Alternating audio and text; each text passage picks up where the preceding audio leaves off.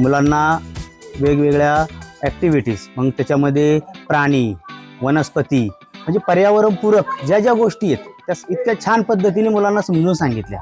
किंवा ज्या एक प्रदर्शन भरवलं, प्रदर्शनाच्या माध्यमातून का बुवा ज्या म्हणजे नॅचरल ज्या गोष्टी आहेत त्याचा वापर कसा जास्तीत जास्त करता येईल आणि त्या डायरेक्ट दाखवल्या की म्हणजे टेम्परेचर जे वाढत चालले त्याच्याबद्दल आपल्याला काय करता येईल, आपण काय करू शकतो, ते सर्व मुलांना त्यांनी समजून सांगितलं.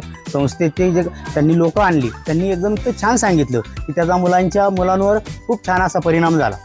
शाळेच्या विकासासाठी त्याचप्रमाणे आमच्या शाळेसाठी प्रगतीसाठी जी मानकं ठरवलेली असतात त्या मानकांची परिपूर्तता करण्याच्या दृष्टीने सुद्धा सोलर एनर्जी असेल, त्याच्यानंतर ग्रीन हार्वेस्टिंगचं हे वॉटर हार्वेस्टिंगचं असेल, त्यानंतर हे वृक्षारोपणाचे उपक्रम असतील. याही व्यतिरिक्त विद्यार्थ्यांना जे शेतीविषयक ज्ञान देण्यासाठी आवश्यक असणारे गांडूळ खत सारखे प्रकल्प आहेत, या प्रकल्पाच्या माध्यमातून सुद्धा विद्यार्थ्यांना आपल्या शेतामध्ये कशा प्रकारे कंपोस्ट खत तयार करता येईल याचंही अतिशय उत्कृष्ट मार्गदर्शन या संस्थेच्या माध्यमातून झालं.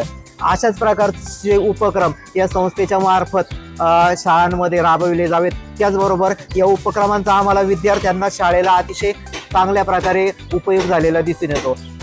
जे काय आमच्या शाळेसाठी जे वेगवेगळे उपक्रम या 2 महिन्यामध्ये 2-2.5 महिन्यामध्ये जे राबवले त्यातून एक आमच्या शाळेची भरभराट कशी होईल या दृष्टीने त्यांनी मोलाचं कार्य केलं. तर तुम्ही जे राबवलेला जो रेन हार्वेस्टिंगचं वॉटर सेव्हिंग तो एकदम प्रोजेक्ट अतिशय छान वाटला.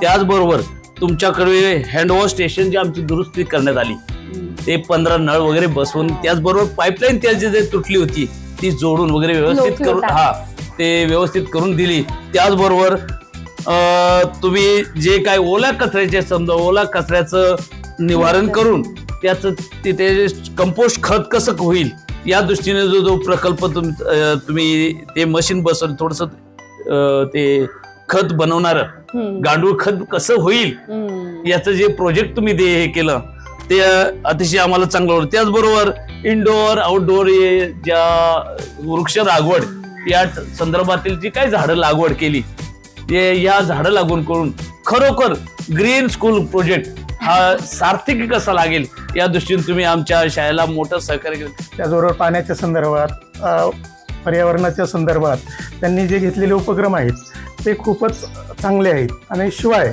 मुलांची गुणवत्ता वाढवण्यासाठी सुद्धा त्यांनी वेगवेगळे उपक्रम या शाळेमध्ये राबवलेले आहेत.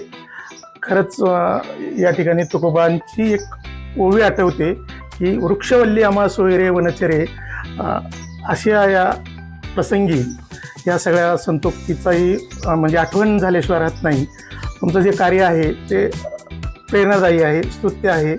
समाजामध्ये तुमचा नावलौकिक होणार आहे. शाळांचा गुणगौरव या तुमच्या कार्यक्रमामुळे होणार आहे. मी प्रथमतः टाटा ऑटोकॉमचे मनापासून धन्यवाद मानतो की त्याने आमच्यावर इतका विश्वास ठेवून 4 शाळेचा ग्रीन स्कूल प्रोजेक्ट करण्यासाठी आम्हाला मान्यता दिली.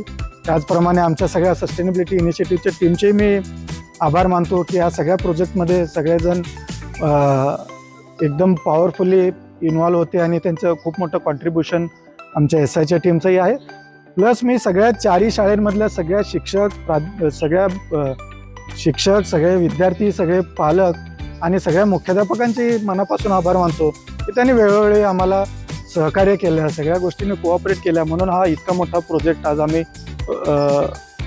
घेऊ शकलो. सो सगळ्या 4ही शाळांना पुन्हा एकदा आभार मानून थांबतो. धन्यवाद.